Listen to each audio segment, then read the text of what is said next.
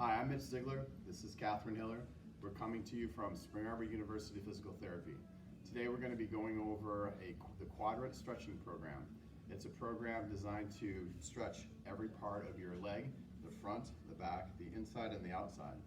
And it's also good for evaluation too, to see if one side's tighter, what quadrant's tighter. So you can use it in a combination of ways to evaluate and also to treat and to loosen up the muscles. So we're gonna jump right into the exercise. So I'm gonna have Catherine face the steps, and she's gonna put her left foot up on the third stair.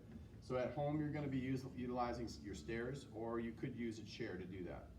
If you're doing the stairs, you wanna make sure you have handrails to hold on to just to try to help for balance.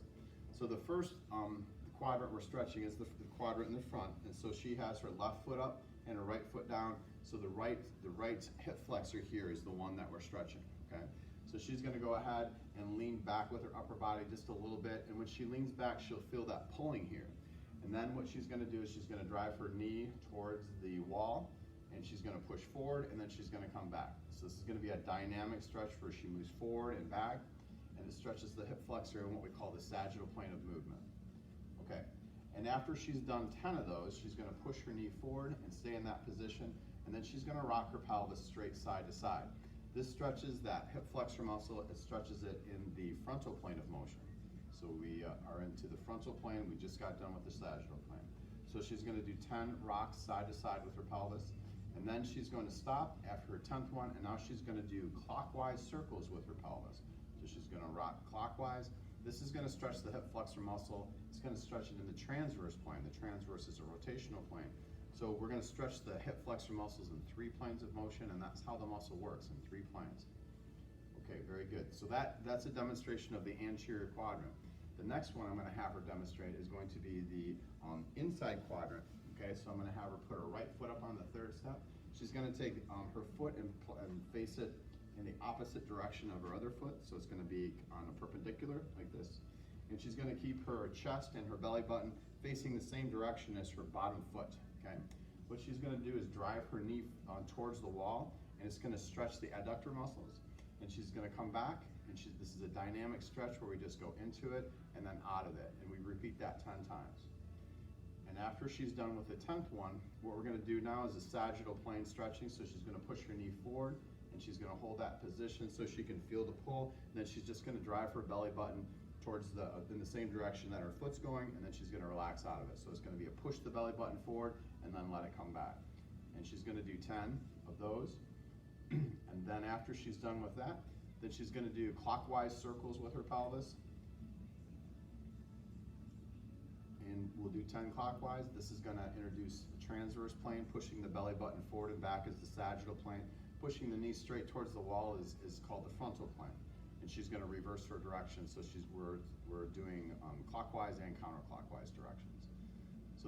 So far we've completed the anterior quadrant and now the medial quadrant.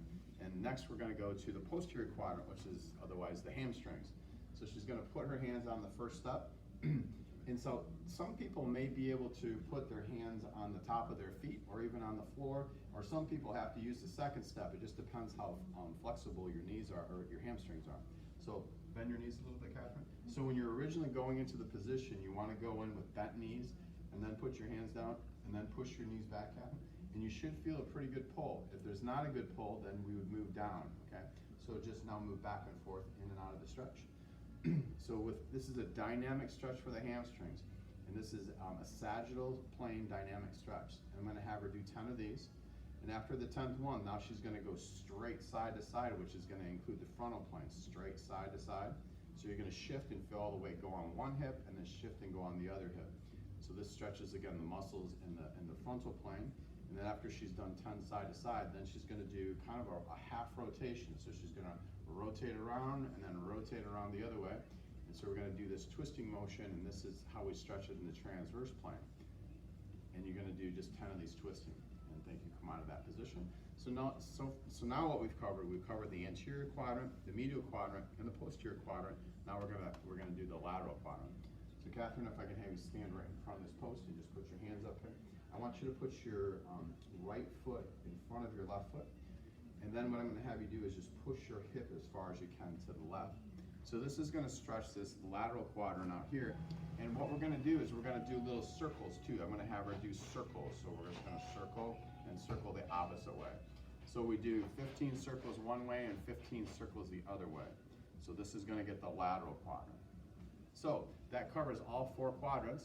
And so just do all the stretches and everything, just like on there. So just move 10 into all the different positions like we talked about. This is a dynamic stretch.